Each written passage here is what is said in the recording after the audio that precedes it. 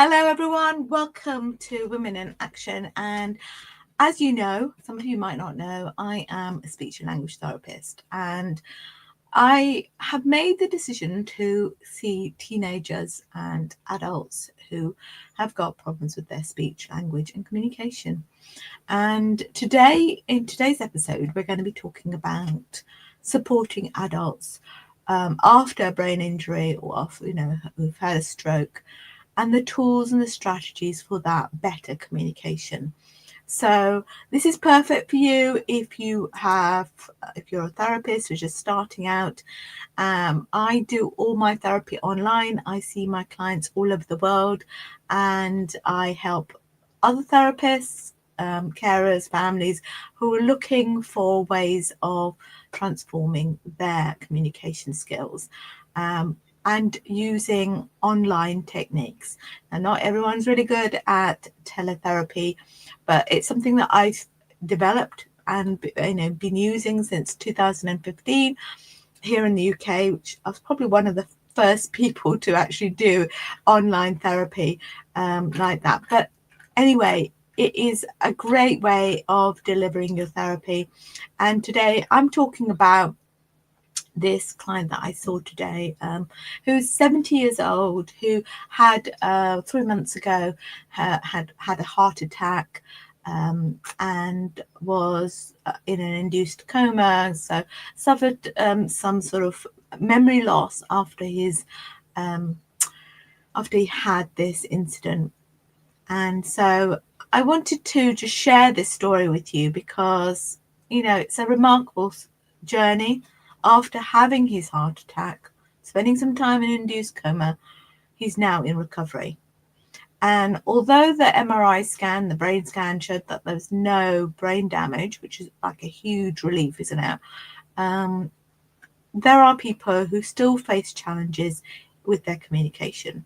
So in this episode, we're going to be discussing assessing adults with brain injury, strokes, and how we can support them in regaining those communication skills. I'll walk you through some tools, some practical tips that I use, and share that with you. So keep tuned up. Right, so let's start off. So I wanted to share with you my assessment process, okay? Because when someone has had a stroke or some sort of brain injury, it's common for them to have word finding difficulties, and it means that they often sort of like what I call beat around the bush, or they have this word, I call it tip of the tongue syndrome. Thinking, oh, I know that word, I just can't get it out. I mean, you give them a choice, did he mean apple or did he mean tomato, or did he, they're able to choose, okay, but they have difficulty struggling to land on that right word. And it is a challenge to make choices, to ask questions during a conversation. So, for example, if you took them out to a restaurant, they might find it difficult to decide what they're going to eat. They might find it all really overwhelming. Group conversations, sort of jumping in and saying things, bouncing around with topics, can be really exhausting and frustrating for them. So fatigue is another big factor that people need to think about. It's the mental effort that it takes to processing that language and finding the words can take a huge toll on someone recovering from a brain injury. And it's a reminder for how interconnected our brain is with communication skills. Okay, I know that's stating the obvious there. So let me have a look at how I assessed him, and I'm just going to share my screen with you so you can see what I did. Okay, so my assessment process is something that I've devised myself, and I can take this person through this assessment process. But inside this, I have a narrative section, as you can see, and then I've got a descriptive section where they describe pictures,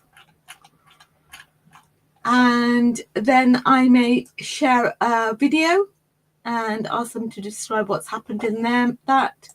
And then I might ask them to give me words, read the words and make a sentence using the pictures. So I've made that really big actually, but that's because he had difficulty seeing.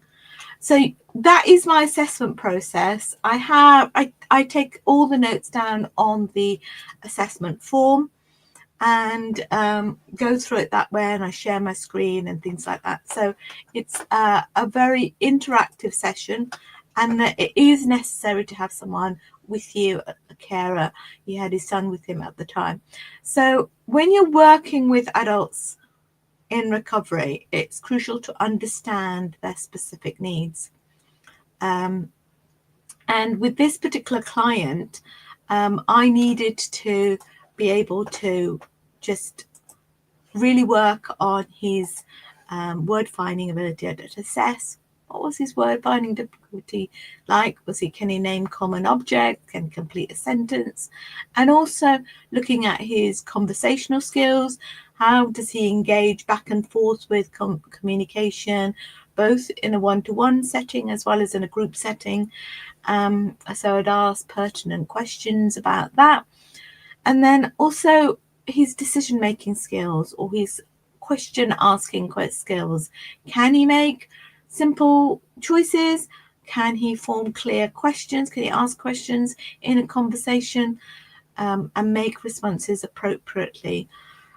Does he understand what's going on? Okay, so a lot of things have to be looked at when you are assessing an adult. But now let's have a look at how we can support individuals like this in their journey. First of all, we need to simplify the language. Okay, we start with short, clear sentences. We avoid any overwhelming sentences, really long sentences. Avoid that because if you're giving them too much information all at once, that can be very tiring for them to process. Secondly, you should think about using visual aids, and this might be pictures, it might be choice boards, it might be written prompts, just to assess, what are their skills. So this particular man had really good skills in reading, and that's something that I could capitalize on when he's struggling to find words. And then encouraging rest breaks. That's really important to be able to encourage rest breaks because recovery takes time and fatigue can make it harder to think and to speak. So giving those clients a space to pause and to regroup is essential. And then building confidence gradually, starting with, say, one-to-one sessions before going into group settings. And one of the things I always say is just celebrate those small wins, like successfully naming an object or completing a conversational turn. And remember that patience and encouragement is really important. Relearning these skills doesn't just happen overnight, but every step forward counts. So in my client's case, I've already seen him start to grow in confidence. He's learning to communicate his needs more effectively. His needs that extra time, and these small but meaningful improvements are a testament to his resilience. So if you are a therapist or a carer or family member supporting someone on a similar path, you've got the power to make a difference. Don't underestimate how impactful clear communication strategies can be in transforming their quality of life. So that wraps it up for today. It's a very short episode. I hope that will ignite something in you as a therapist if you're just starting out. And I hope that you found these insights, these strategies helpful.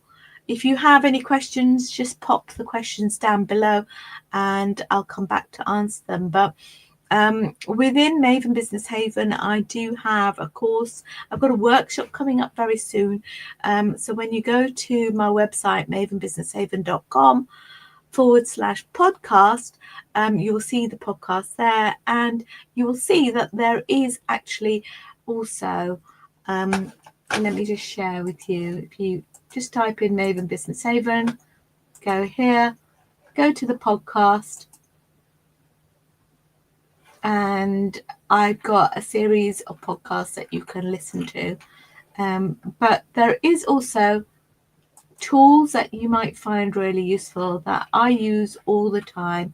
One of the tools that I love using is called Easy Peasy Funnels, and you can try it out for 14 days free of charge. It's very competitive. I love it because I can do so much on it. I wanted to share with you what I can do. So let me just share my screen with you.